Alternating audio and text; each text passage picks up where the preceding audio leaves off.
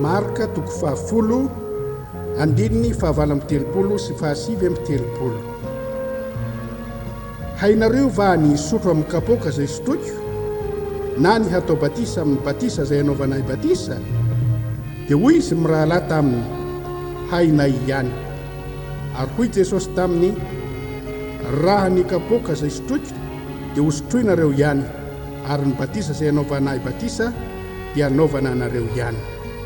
Hira hainareo ve hoy ny Tompo?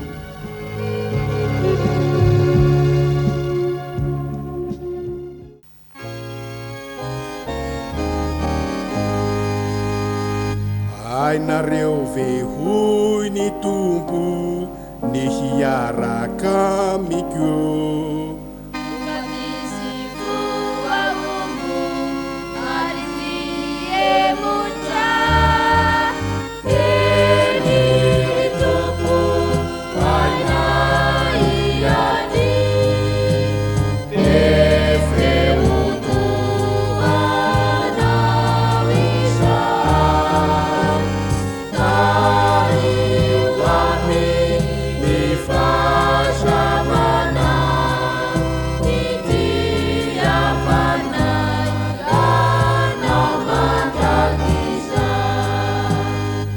Hainareo ve ny atsiaro ilay tsy ola iray?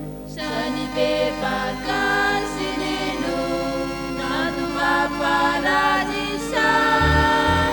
Eny Tompo hainay ihany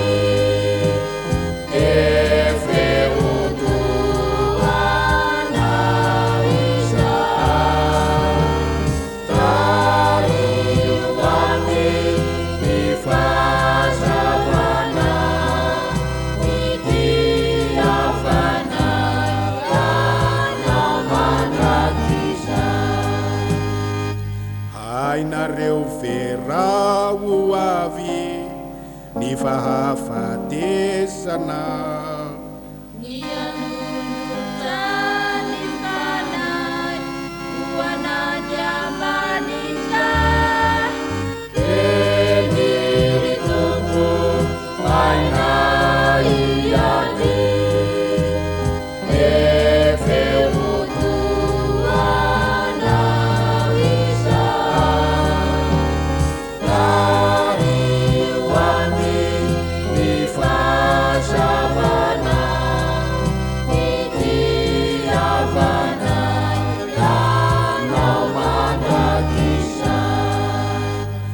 Hainareo ve hoy ny Tompo manontany hatrany?